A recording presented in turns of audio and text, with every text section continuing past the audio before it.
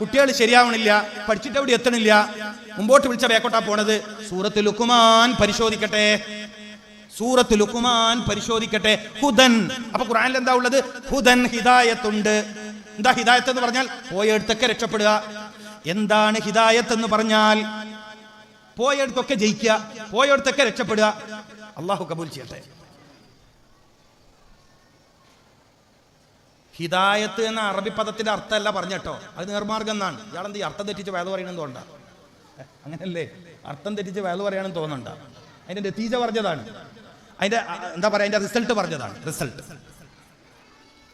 അള്ളാഹു കബൂൽ ചെയ്യട്ടെ. അള്ളാഹുവെ ഞങ്ങളെ സ്വീകരിക്കണേ അള്ളാഹ്. ഈ സദസ്സിനെ നീ സ്വീകരിക്കണേ തമ്പുരാനെ. അള്ളാഹുവെ ഈ ഉമ്മത്തിനെ നീ ഇസ്സത്തിലാക്കണേ അള്ളാഹ്. അള്ളാഹുവെ ഞങ്ങൾ ചെയ്തു വന്ന കാര്യങ്ങൾ നീ വിജയിപ്പിച്ചു തരണേ അള്ളാഹ്. അള്ളാഹുവെ ഞങ്ങളുടെ ദുആ സ്വീകരിക്കണേ തമ്പുരാനെ. എല്ലായിടത്തും എല്ലായിടത്തും എല്ലായിടത്തും വിജയിക്കുന്നവരുടെ കൂട്ടത്തിൽ ഞങ്ങളെ ചേർക്കണേ അള്ളാഹ്. പരാജയം ഞങ്ങൾ ഭയപ്പെടുന്നു.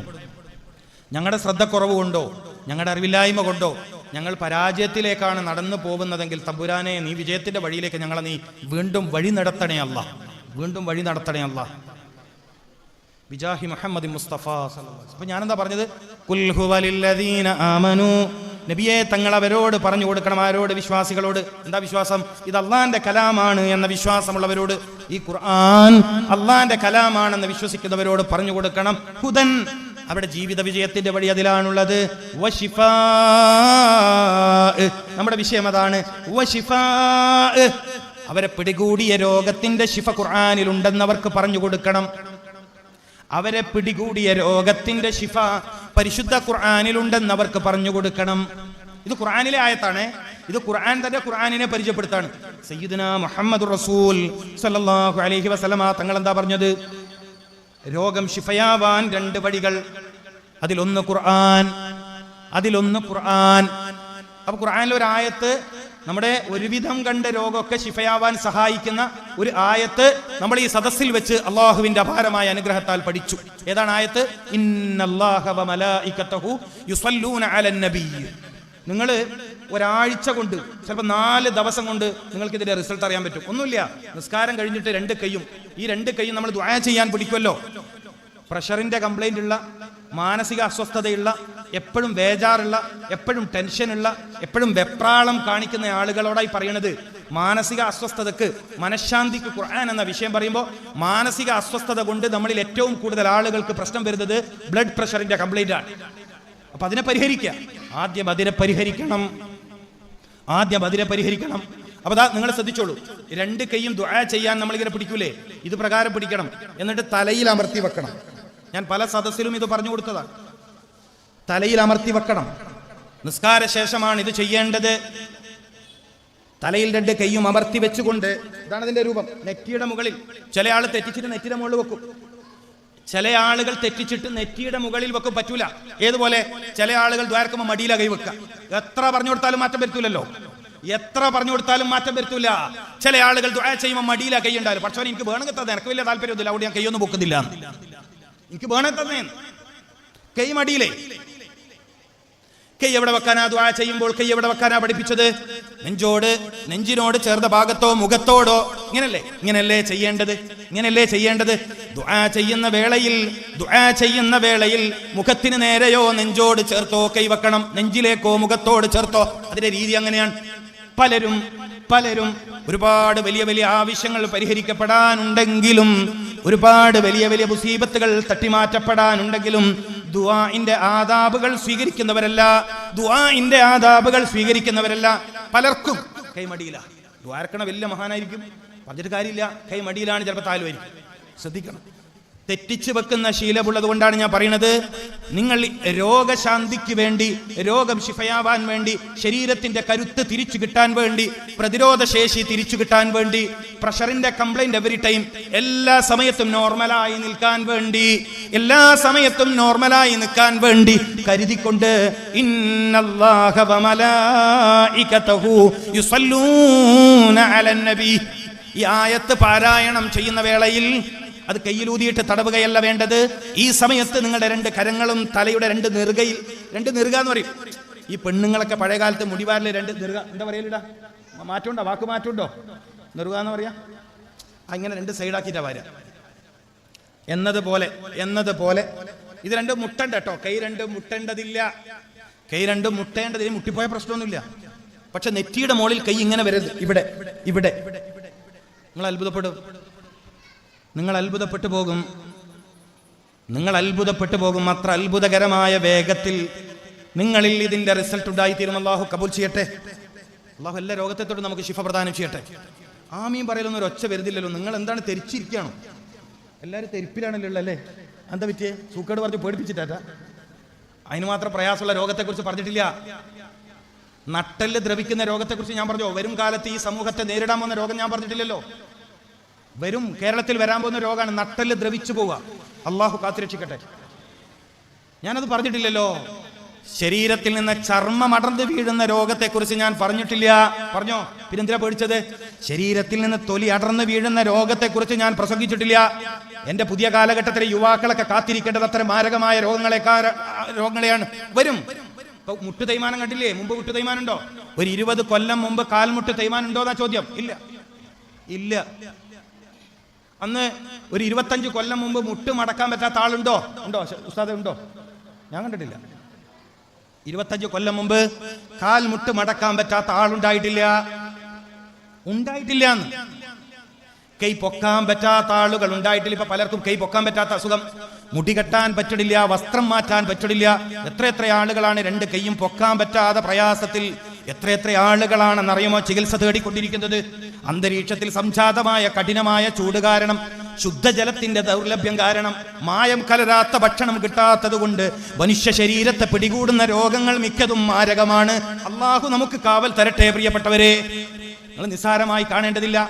ശുദ്ധജലത്തിന്റെ ദൗർലഭ്യം വാട്ടർ മെയ്ഡ് ഡിസീസാണ് 65% രോഗമെന്ന് ആരോഗ്യ മേഖലയിലുള്ളവർ നമ്മെ പഠിപ്പിക്കുകയാണ്. പ്രിയപ്പെട്ടവരെ, വാട്ടർ മെയ്ഡ് ഡിസീസ്, വെള്ളം കാരണം രോഗം, ജലജന്യ രോഗം. മലയാളത്തിൽ പറഞ്ഞാൽ ജലജന്യ രോഗം, വെള്ളത്തിന്റെ രോഗം. വെള്ളം കുടിക്കുന്ന ആളുകൾ വളരെ കുറവാണ്. ഇപ്പൊ വെള്ളം കുടി ഇല്ല, കുറവാ. ചില ആളുകൾക്ക് വെള്ളം വേണ്ട. ചില ആളുകളൊക്കെ 3 നേരം ഭക്ഷണം കഴിച്ചിട്ട് ഇങ്ങനെ ഗ്ലാസ്സിന് ഉമ്മം കൊടുക്കും പോലെ ഒരു കുടിയാ, തീർന്നു. വെള്ളം കുടിക്കില്ല. എല്ല് രോഗം എങ്ങനെ മാറും? ഹൃദ്രോഗം എങ്ങനെ മാറും? ശരാശരി ഒരു 10-13 ഗ്ലാസ് പച്ചവെള്ളം കുടിക്കാത്ത ഒരു മനുഷ്യന് എങ്ങനെ രോഗം ശിഫയാവും? ഈ പെണ്ണുങ്ങളൊക്കെ കാര്യം വളരെ സങ്കടട്ടോ. വെള്ളം കുടിക്കില്ല. സ്ത്രീകൾ അധിക പേരുടെയും അവസ്ഥ വളരെ സങ്കടകരമാണ്. വെള്ളം മതിയായ അളവിൽ കുടിക്കൂല. ചൂട് വളരെ കൂടിയിട്ടുണ്ട്. വെള്ളത്തിന്റെ കാര്യം പറയുമ്പോൾ ആഫ്രിക്കൻ രാജ്യത്തിൽ നിന്ന് വന്ന ഒരു സങ്കടകരമായ വീഡിയോ ഞാൻ കണ്ടു. വെള്ളം കിട്ടാത്തതിന്റെ പേരിൽ ഒരു ദിവസം 40 ലിറ്റർ വെള്ളം ഗവൺമെന്റ് സപ്ലൈ ചെയ്യുന്ന ഒരു നാട് വീഡിയോ സഹിതം കാണേണ്ടി വന്നു. വെള്ളത്തിന് വേണ്ടി യുദ്ധം ചെയ്യുന്ന ഒരു കാലം വരുമെന്ന് എത്രയോ കാലമായി നമ്മളൊക്കെ കേൾക്കാൻ തുടങ്ങിയിട്ട്. വെള്ളത്തിന് വേണ്ടി യുദ്ധം ചെയ്യുന്ന ഒരു കാലം വരുമെന്ന് നമ്മൾ കേൾക്കാൻ തുടങ്ങിയിട്ട് കാലമേറെയായി. ആഫ്രിക്കയിൽ ഒരിടത്ത് വെള്ളത്തിന് വേണ്ടി കിലോമീറ്ററുകളോളം ക്യൂ നിൽക്കുന്ന ഒരുപാട് സഹോദരന്മാരുടെ ദയനീയമായ ചിത്രം കാണുകയാണ്. ഏക്കറക്കണക്കിന് ഭൂമിയാണ് വെള്ളമില്ലാതെ വറ്റി വരണ്ട് പോയത്. 10,000 ജീവജാലങ്ങളാണ് ചത്തൊടുങ്ങിയത്. 10,000 ജീവജാലങ്ങൾ ചത്തൊടുങ്ങി. വെള്ളം കിട്ടണമെങ്കിൽ മഴ വേണ്ടേ? മഴയുടെ അളവ് അവിടെ കുറഞ്ഞു പോയി. ഒരുപാട് നാശങ്ങളാണ് വരാൻ പോകുന്നത് സഹോദരന്മാരെ. ഒരുപാട് നാശങ്ങൾ. മനുഷ്യ സമൂഹത്തിന്റെ നിലനിൽപ്പിന് ഭീഷണിയാകുന്ന, മനുഷ്യ സമുദായത്തിന്റെ ജീവിതത്തിന് ഭീഷണിയാകുന്ന നാശങ്ങളാണ് വരാൻ പോകുന്നത്. വെള്ളം കിട്ടാത്ത കാലം വരാൻ പോവാണ്. അരി കിട്ടാത്ത കാലം വരാൻ പോവാണ്. അരി കിട്ടാത്ത കാലം. നിങ്ങളെന്താ മനസ്സിലാക്കിയത്? ഞാൻ അക്കൂട്ടത്തിൽ പറഞ്ഞൊരു കാര്യമാണ്. രാത്രി ഉറങ്ങാൻ കിടക്കുമ്പോ ഈ മനുഷ്യന്റെ ശരീരത്തിൽ നട്ടെല്ലുണ്ടായിരുന്നു. രാവിലെ എഴുന്നേൽക്കുമ്പോൾ നട്ടെല്ലിന്റെ സ്ഥാനത്ത് വെറും ഫ്ലൂയിഡ്, വെളിച്ചെണ്ണ സ്വഭാവത്തിലുള്ള ഒരു ദ്രാവകം. നട്ടെല്ലില്ല, എഴുന്നേക്കാൻ പറ്റുന്നില്ല. രാത്രി ഉറങ്ങാൻ കിടക്കുന്ന സമയത്ത് ഈ മനുഷ്യന്റെ ശരീരത്തിൽ നട്ടെല്ലുണ്ടായിരുന്നു. രാവിലെ എഴുന്നേൽക്കാൻ പറ്റുന്നില്ല. ആശുപത്രി കൊണ്ടുപോയി സ്കാൻ ചെയ്തപ്പോ നട്ടെല്ല് ദ്രവിച്ചു പോയി. അള്ളാഹു കാവൽ തരട്ടെ. വരാൻ പോകുന്ന കാര്യങ്ങളാണ് പറയുന്നത്. പ്രവാചകനായതുകൊണ്ടല്ല പറയുന്നത്. ഇതൊക്കെ നേരത്തെ തന്നെ അതിപ്രഗത്ഭരായ പണ്ഡിതന്മാർ പറഞ്ഞു വെച്ചതാണ്. ചില ലക്ഷണങ്ങൾ അന്തരീക്ഷത്തിൽ ഉണ്ടായാൽ ഒരു വൈദ്യശാസ്ത്രം പഠിക്കുന്ന ഒരു വിദ്യാർത്ഥി എന്ന നിലക്ക് എൻ്റെ ഒരു ശ്രദ്ധ എപ്പോഴും എവിടെ ഉണ്ടാവും? ഈ കാലാവസ്ഥയിലുണ്ടാവും. കാലാവസ്ഥ മാറുന്നതിലിടക്കടെ നോക്കും. അതിനനുസരിച്ച് സൂക്കേട് വരും, പോയും ചെയ്യുമല്ലോ. അങ്ങനെയുണ്ട്. കാലാവസ്ഥ മാറുന്നതിനനുസരിച്ച് രോഗത്തിൽ വലിയ വ്യത്യാസങ്ങളുണ്ട്. രോഗം കൂടും, രോഗം കുറയും. ഇപ്പൊ മുമ്പെല്ലാം പറയലുണ്ട്, വാവിന്റെ സമയത്താറ്റം വലിവ് കൂടും. മുമ്പ് അങ്ങനെ എന്തോ അല്ലേ? ഈ വലിവിന്റെ അസുഖമുള്ളവർക്ക് ഈ കർക്കിടക വാവ്, എന്തോ വാവ്, കറുത്ത വാവോ, അങ്ങനെ വാവുള്ള സമയത്ത് വലിവ്, ആസ്മയില്ലേ, അത് കൂടുക എന്നൊരു കേട്ടതായി എൻ്റെ ഓർമ്മയിലുണ്ട്.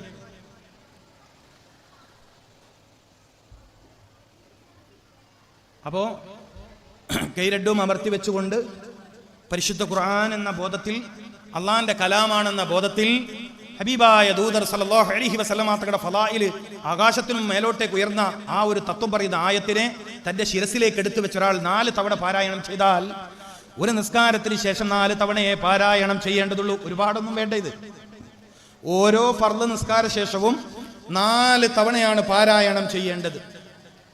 നിങ്ങൾക്ക് മാറ്റമുണ്ടാവും, റാഹത്തുണ്ടാവും, സമാധാനം ഉണ്ടാവും, സന്തോഷം ഉണ്ടാവും. മനസ്സിലാക്കണം.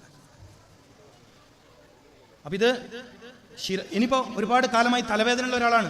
അയാളുടെ തലവേദന അത്ഭുതകരമായി ശിഫയായതായിട്ട് നിങ്ങൾ അറിയും. അയാളുടെ തലവേദന അത്ഭുതകരമായി ശിഫയായത് നിങ്ങൾ അറിയും. എന്താ ചെയ്തത്? ഇന്നല്ലാഹ വ മലായികതഹു യുസല്ലൂന അലൻ നബി യാ അയ്യുഹല്ലദീന ആമനൂ സ്വല്ലൂ അലൈഹി വസല്ലിമൂ തസ്ലീമാ. അത്ഭുതകരമായ ആയത്ത്. പരിശുദ്ധ ഖുർആനിൽ ഒരു ആയത്ത് ഇത്ര അത്ഭുതമാണെങ്കിൽ, ഓരോ ആയത്തിലൂടെയും യാത്ര ചെയ്താൽ അക്കൂട്ടത്തിൽ തന്നെ BP-യുടെ പ്രഷറിന്റെ കംപ്ലൈന്റ് ഉള്ളവർ വ്യാപകമായി കഴിക്കേണ്ട, ആഴ്ചയിൽ 2-3 തവണ ഭക്ഷണമായി കഴിക്കേണ്ട വസ്തുവാണ് ഞാനെന്ത് പറഞ്ഞത്? മുരിങ്ങയില പറഞ്ഞത്. നാട്ടിൽ സുലഭമായി കിട്ടുന്നതാണ് മുരിങ്ങയുടെ ഇല. ഒരല്പം മഞ്ഞൾ കൂടി ചേർത്ത് ചെറിയ ഉള്ളിയില്ല, കുഞ്ഞുള്ളി, ചീരുള്ളി, കേക്കനുള്ളി, അത് മുറിച്ചിട്ടിട്ട് പാചകം ചെയ്തിട്ട് കഴിക്കുകയാണെങ്കിൽ നിങ്ങൾക്ക് അത്ഭുതകരമായ മാറ്റങ്ങൾ കാണാൻ കഴിയും കേട്ടോ. അപ്പൊ നമ്മൾ പറഞ്ഞു വന്നെന്താണ്? 2-3 കാര്യങ്ങളാണ് ഈ സദസ്സിനെ ഞാൻ പഠിപ്പിക്കാൻ ശ്രമിച്ചത്. 2-3 കാര്യങ്ങളാണ് ഈ സദസ്സിനെ പഠിപ്പിക്കാൻ ശ്രമിച്ചത്. ഒന്ന് സർവ്വരോഗവും ശിഫയാവും. ഒന്ന്. രണ്ടാമത്തതോ, ശിഫ ഇറക്കാതെ അള്ളാഹു ഒരു രോഗത്തെയും ഇറക്കിയിട്ടില്ല. അപ്പൊ നിങ്ങൾക്ക് സംശയം വരും, എന്റെ രോഗം എന്താ മാറാത്തത്? അത് ഞാൻ പറഞ്ഞുതരാം. ആ ചോദ്യത്തിന്റെ ആൻസർ പറയാം. എന്റെ രോഗം എന്താണ് ശിഫയാവാത്തത്? ഈ ചോദ്യത്തിന്റെ ഉത്തരം ഞാൻ പറയും ഇൻഷാ അല്ലാഹ്. അപ്പോ സർവ്വരോഗവും ശിഫയാവും. ഒരു പോയിന്റാണ്. പിന്നെ പറഞ്ഞത് ഖുർആനിൽ ശിഫയുണ്ട്. വേറൊരു പോയിന്റാ, ഖുർആനിൽ ശിഫയുണ്ട്. പിന്നെ ഞാൻ എന്താ പറഞ്ഞത്? യുവാക്കൾ അൽ കഹ്ഫിലേക്കും, വയസ്സായവർ സൂറത്തു നസ്റിലേക്കും, സ്ത്രീകൾ സൂറത്തു നൂറിലേക്കും, കുട്ടികൾ സൂറത്തു ലുഖ്മാനിലേക്കും പറഞ്ഞിട്ടുണ്ട്.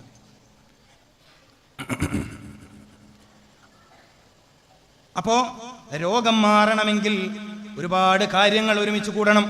അതിലേറ്റവും പ്രധാനമായ ഒരു കാര്യമാണ് മനസ്സിന്റെ സമാധാനമെന്നത്, മനസ്സ് സ്വസ്ഥമായിരിക്കണമെന്നത്, മനസ്സ് ശാന്തിയിലായിരിക്കണമെന്നത്. ഇപ്പൊ ഞാനൊരു കാര്യം കൂടി നിങ്ങൾക്ക് വേഗം മനസ്സിലാത്ത ഒരു കാര്യം പറഞ്ഞുതരാം.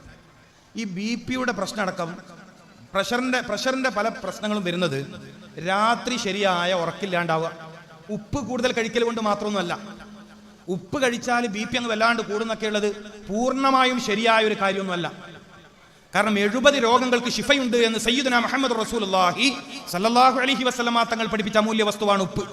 ഞാനൊരു വിശ്വാസിയാണ്. എന്റെ അഖീദ റസൂലുള്ളാഹി സല്ലല്ലാഹു അലൈഹി വസല്ലമ തങ്ങളുടെ വാക്കിലാണ്. ഞാൻ സയൻസ് എന്ന് വിശ്വസിക്കുന്നത് റസൂലുള്ളാഹി സല്ലല്ലാഹു അലൈഹി വസല്ലമ തങ്ങൾ പറഞ്ഞ കാര്യങ്ങളെയാണ്. മറ്റൊന്നിനെയും തൽക്കാലം വിശ്വസിക്കാൻ തരമില്ല. കാരണം ഇഹ്ദിനസ് സിറാത്തൽ മുസ്തഖീം സിറാത്തൽ ലദീന അൻഅംത അലൈഹിം മിനൻ നബിയ്യീന വസ്സുദ്ദീഖീന. അതാണ് സയൻസ്. അപ്പൊ എന്ത് ബേസിലാണ് സംസാരിക്കുന്നത്? Science of prophet Muhammad Mustafa സല്ലല്ലാഹു അലൈഹി വസല്ലം. ലോകത്ത് അങ്ങനെ ഒരു സയൻസ് ഉണ്ട്. Eurocentric science, European science. അതിപ്പോ നമ്മുടെ പിള്ളേർ പഠിക്കുന്ന സയൻസ്, ഫിസിക്സും കെമിസ്ട്രിയും ബയോളജിയും ബയോകെമിസ്ട്രിയും, അത് ഇപ്പോഴത്തെ പിള്ളേർ പഠിക്കുന്ന സയൻസ്. ഞാൻ പഠിക്കാൻ ശ്രമിച്ചുകൊണ്ടിരിക്കുന്നത് ഖുർആന്റെ സയൻസ്, ഖുർആന്റെ ശാസ്ത്രം, സയ്യിദുനാ മുഹമ്മദ് റസൂലുള്ളാഹി സ്വല്ലല്ലാഹു അലൈഹി വസല്ലം തങ്ങളുടെ സയൻസാണ്. ഉപ്പ് 70 രോഗങ്ങൾക്ക് ശിഫയാണ്. ഉപ്പ് ചിലപ്പോൾ അപകടമായി തീരും അളവ് തെറ്റിയാൽ. ഉപ്പ് ഭക്ഷണത്തിന് മുന്നേ ഒരു നുള്ളു കഴിക്കുന്നത് സുന്നത്താണ് ലഭിക്കുമെങ്കിൽ. പത്തിരി കഴിക്കുന്നതിന് മുമ്പ്, ഉച്ചക്കേത്ത ഊണ് കഴിക്കുന്നതിന് മുമ്പ്, പ്രഭാതത്തിൽ നാസ്ത കഴിക്കുന്നതിന് മുമ്പ് ഒരു നുള്ളു കല്ലുപ്പ് നിങ്ങളുടെ മേശപ്പുറത്തുണ്ടെങ്കിൽ അതിൽ നിന്ന് ഒരു നുള്ളെടുത്ത് കഴിക്കൽ സുന്നത്താണ്. അത് ഭക്ഷണത്തിന്റെ ദഹനത്തെ നന്നാക്കി തരികയും അജീർണത്തെ ഒഴിവാക്കുകയും ചെയ്യും. സുബ്ഹാനല്ലാഹ്, നിങ്ങൾ ആലോചിക്കുക. ഇത് റസൂലുള്ളാഹി സ്വല്ലല്ലാഹു അലൈഹി വസല്ലമ തങ്ങൾ പഠിപ്പിച്ച ഇൽമാണ്. 70 രോഗങ്ങൾക്ക് ശിഫ ഉപ്പിലെന്ന്. നിസ്സാര കാര്യമാണോ? ഇപ്പൊ മുമ്പ് ഞങ്ങളുടെയൊക്കെ നാട്ടിലൊരു പഴഞ്ചൊല്ല് പറയലുണ്ട്, മുറിഞ്ഞേരത്ത് ഉപ്പ് വെക്കാത്തവന്ന്. അങ്ങനെ ഇവിടെ പറയലുണ്ട. അങ്ങനെ ഇവിടെ പറയല്ലോ ഈ പിശുക്കിന്റെ കടുകടുപ്പിലെ ദേശീയ അവാർഡ് കിട്ടിയാലുണ്ടാവില്ല, പിശുക്കത്തരത്തിൽ ദേശീയ അവാർഡ്. അതിനെന്താ പറയല്? മുറിഞ്ഞേർത്ത് ഉപ്പ് വെക്ക. അപ്പൊ മുറിഞ്ഞേർത്ത് ഉപ്പ് വെച്ചാൽ എന്തോ ഉണ്ടല്ലോ. ഇല്ലെങ്കിൽ എങ്ങനെയാണ് ആ പഴഞ്ചൊല്ല് വന്നത്? നിങ്ങൾ പറയും, മുറിഞ്ഞെടുത്ത് ഉപ്പ് വെക്കാത്തോ എന്നുള്ള പഴഞ്ചൊല്ല് എങ്ങനെ വന്നു? നിങ്ങൾ പറയും, നിങ്ങൾ ചിന്തിക്കാൻ കഴിവുള്ളവരല്ലേ. അന്നെല്ലാം പീടിയുടെ പുറത്താ ഉപ്പ് വെക്കുക, ബാക്കി എല്ലാ സാധനവും കൂട്ടിയിടും. പഴയ കാലത്ത് മരത്തിന്റെ ഒരു പത്തായം ഉണ്ട് ഉപ്പ് വെക്കുന്നത്, എല്ലാ പീടിയിലുണ്ടായിനാ. എൻ്റെ നാട് പഴയ ഗ്രാമമാണ്, അപ്പൊ അവിടെ ഉപ്പ് വെക്കുന്ന അത് പ്രശ്നമില്ല, ആരും കട്ടോണ്ട് പോവുകയും ചെയ്യില്ല. പിന്നെ ഈ മാങ്ങയിൽ എറിഞ്ഞു നിന്ന പിള്ളേർ ആ പത്തായത്തിന്റെ പുറത്ത് കുറച്ച് ഉപ്പെല്ലാം അതെടുത്ത് കഴിക്കുകയും ചെയ്യും. ഉപ്പ് മരുന്നാണ്. എൻ്റെ പ്രിയപ്പെട്ട മോമിനികളെ, ഞാൻ ചോദിക്കട്ടെ, മുറിഞ്ഞെടുത്ത് ഉപ്പ് വെക്കാത്തോ എന്നുള്ള പ്രയോഗം എന്തുകൊണ്ട് വന്നു? എൻ്റെ ചോദ്യമാണ്, നിങ്ങൾ ഉത്തരം പറയും. അതൊന്ന് തെറ്റിപ്പറഞ്ഞ വാക്കല്ല. പഴഞ്ചൊല്ലിൽ പതിരില്ല എന്ന് കേട്ടിട്ടില്ലേ നിങ്ങൾ? പഴയ കാലത്ത് മഹത്തുക്കൾ പറയുന്ന വാക്കുകളാണ്, മഹാന്മാർ പറയുന്ന വാക്കുകളാണ്, അതിന് ആപ്തവാക്യങ്ങൾ എന്ന് പറയും. ആപ്തവാക്യങ്ങൾ മനസ്സിലായില്ലേ? ആപ്തവാക്യങ്ങൾ എന്നാണ് പറയുക. ഇതൊക്കെ വലിയ അറിവുകളാണ് നൽകുന്നത്.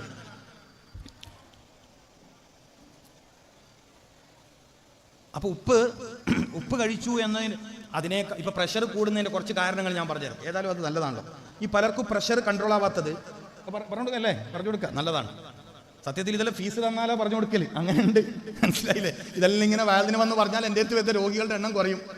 മനസ്സിലാകുന്നുണ്ടോ? ഇതെല്ലാം ഫീസ് തന്നാൽ പറയേണ്ടതാണ്, സാരമില്ല. നിങ്ങൾ വയ്യെന്തെങ്കിലും നമ്മൾ ഈ ദീനിന്റെ കാര്യത്തിൽ സഹായിക്കുമെന്ന പ്രതീക്ഷയിൽ, അല്ലേ, പള്ളിയുടെ ഹൗദിന്റെ കാര്യത്തിൽ സഹായിക്കുമെന്ന പ്രതീക്ഷയിൽ, അല്ലെങ്കിൽ നമ്മുടെ യാത്രക്കാരായ സ്ത്രീകൾക്ക് എന്തോ നിസ്കരിക്കാൻ വേണ്ടി ഒരു ജാഗ, അല്ലേ, ഒരു ചെറിയൊരു മുസല്ല ഒരുക്കണം എന്ന് പറയുന്നുണ്ട്, അതിന് സഹായിക്കുമെന്ന പ്രതീക്ഷയിൽ നിങ്ങൾ ആഴ്ചക്കും മാസത്തിലും ആയിരക്കണക്കിന് രൂപ ആശുപത്രി കൊണ്ടുപോയി കൊടുക്കുന്നത്. ഞാൻ നിങ്ങൾക്ക് പറഞ്ഞു തരുന്നത് പലതും ഔഷധമാണ്, രോഗം ശിഫാകുന്ന കാര്യമാണ്. അപ്പോൾ കൺസൾട്ടിങ് ഫീസ്, സ്കാനിങ്ങിന്റെ പൈസ, മരുന്നിന്റെ പൈസ എല്ലാം കൂടി കണക്കൂട്ടിയിട്ട് ഇന്നത്ര പൈസ നിങ്ങൾ ഓരോരുത്തരും അല്ല അങ്ങനെ ഉണ്ടല്ലോ. നിങ്ങളിപ്പോൾ ഒന്ന് കണക്കൂട്ട്, ഒരു ഡോക്ടറെ പോയി കാണാനുള്ള ഫീസ് കണക്കൂട്ട്. അത് 500 രൂപ ഫീസ് വാങ്ങുന്ന ആസ്പത്രിയാണ് അതിൻ്റെ കഥ കണക്കൂട്ട്. മാസത്തിൽ 2 വട്ടം പോയി 1000 രൂപ അതിന് പോയി. ഇന്നത്തെ ഒറ്റ ഡോക്ടറും ഒരു 10 ടെസ്റ്റും എഴുതാണ്ട് മരുന്ന് എഴുതൂല. ഏത് മനസ്സിലാകുന്നുണ്ടാ? RBS നോക്കേണ്ടി വരും, ESR നോക്കേണ്ടി വരും, FB നോക്കേണ്ടി വരും. അങ്ങനെ FB തന്നെ ഫേസ്ബുക്ക് അല്ല, ഇങ്ങനെ പലതും. ഫാസ്റ്റിംഗ് ബ്ലഡ് ഷുഗറാണ്, ഓക്കെ. അങ്ങനെ ഇത് പലതും എഴുതി തന്ന് അവസാനം എല്ലാം നില്ലേ എന്ന് പറഞ്ഞാൽ ഒന്നുമില്ല. സംഭവം പൈസ കിട്ടി, ബാക്കി നില്ലായാലും പ്രശ്നമൊന്നുമില്ല. പിന്നെ നമുക്കൊരു റാഹത്താണ് ടെസ്റ്റ് ചെയ്താൽ, അല്ലേ?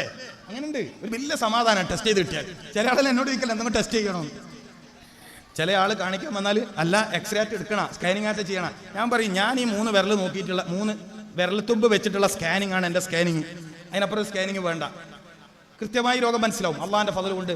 ഹബീബായ റസൂലുള്ളാഹി സ്വല്ലല്ലാഹു അലൈഹി വസല്ലം തങ്ങളുടെ സയൻസിന്റെ മഹത്വം കൊണ്ട്, ശാസ്ത്രത്തിന്റെ മഹത്വം കൊണ്ട്, ഗുരുനാഥന്മാരുടെ ബർക്കത്തുകൊണ്ട് എനിക്ക് മനസ്സിലാവും.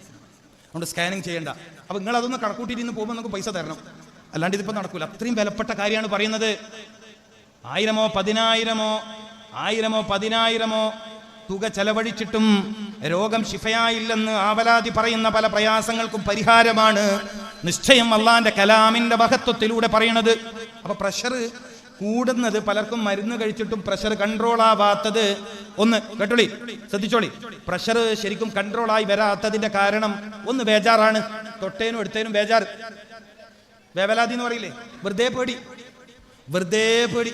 മോള് കല്യാണം കഴിയുന്നത് വരെ കല്യാണം കഴിയാത്തതിന്റെ ബേജാറ്, കല്യാണം കഴിഞ്ഞാലും പ്രഗ്നന്റ് ആവാത്തതിന്റെ പേടി, പ്രഗ്നന്റ് ആയാൽ എൻ്റെ മോൾ എങ്ങനെയാ പറയുക, എൻ്റെ മോൾ എങ്ങനെയാ, പ്രസവിക്കുന്നത് വരെ ഇവളെ ബേജാറ്, പ്രസവിച്ചു കഴിഞ്ഞാൽ ഈ കുഞ്ഞ് വളരുന്നതിന്റെ ബേജാറ്, പിന്നെ ഓളെ കല്യാണത്തിന്റെ ബേജാറ്. സബ്ജക്റ്റ് എപ്പോഴും ഉണ്ടാവും. നമ്മളെ സ്ത്രീകളെ കാര്യം പറയുന്നത്, മനസ്സിലാക്കണം. കാരണം വെറുതെ ഉണ്ടാക്കി ബേജാറാവുക. ഭർത്താവ് ഗൾഫിലേക്ക് പോയി കിട്ടാൻ ബേജാറ്, അതിന് ദ്വാരക്കുമ്പോൾ ബേജാറ്, ദ്വാ കഴിഞ്ഞിട്ട് ബേജാറ്, പോകുന്ന യാത്രക്ക് ബേജാറ്, അവിടെ എത്തിയ ബേജാറ്. എപ്പോഴാണ് ബേജാറ് കഴിഞ്ഞാൽ നേരുള്ളത്? നിങ്ങൾ പറയും സഹോദരന്മാരെ, എപ്പോഴാണ് ബേജാറൊഴിഞ്ഞ സമയമുള്ളത്? തവക്കുൽ എന്ന് പറയുന്ന ഒരു കാര്യമുണ്ട്. ഈ കാര്യം നമ്മൾ പ്രായോഗിക ജീവിതത്തിൽ ഇന്നേ വരെ കൊണ്ടുവരാത്ത വിഷയമാണ്. മാനസിക വൈകല്യങ്ങൾ നമ്മളിൽ കൂടാനുള്ള കാരണം, മാനസിക രോഗങ്ങൾ നമ്മളിൽ വർദ്ധിക്കാനുള്ള കാരണം, ഇത് സൈക്കോളജിസ്റ്റുകൾക്ക് പരിഹരിക്കാൻ പറ്റുന്ന വിഷയമല്ല. മാനസിക രോഗം എന്ന് പറയുന്നത് സൈക്കോളജിസ്റ്റുകൾക്ക് പരിഹരിക്കാൻ പറ്റില്ല. തവക്കുൽ ചെയ്യുന്ന, അല്ലാഹുവിനെ ഭരമേൽപ്പിക്കുന്ന, ഇന്നി അതവക്കലു, നിശ്ചയം ഞാൻ നിന്നെ ഭരമേൽപ്പിച്ചു, ഇങ്ങനെ പറയാറുണ്ടോ? ഇല്ല. ഇങ്ങനെ പറയാൻ അറിയുമോ? ഇല്ല. ഇന്നി അതവക്കലു ഇലൈക ബിസ്മിക്കൽ അലീം, ഇങ്ങനെ പറയാറുണ്ടോ? ഇല്ല. അറിയുമോ? അറിയില്ല. പിന്നെന്താ അറിയൽ? ബേജാറാവാൻ അറിയാം. വെറുതെ ബേജാറാവുക. അല്ലാഹുവേ, എന്റെ കാര്യം ഞാൻ നിന്നെ ഏൽപ്പിച്ചിരിക്കുന്നു, എന്ന് പറയാൻ നമ്മൾ എപ്പോഴാ പഠിക്കുക? എന്ന് പറയാൻ എപ്പോഴാണ് പഠിക്കുക? എത്ര ഇൽമിന്റെ മജ്‌ലിസിലിരുന്നു, എത്ര ആത്മീയ സദസ്സിലിരുന്നു, എത്ര മഹത്തുക്കളെ കണ്ടു. ആയിരക്കണക്കിന്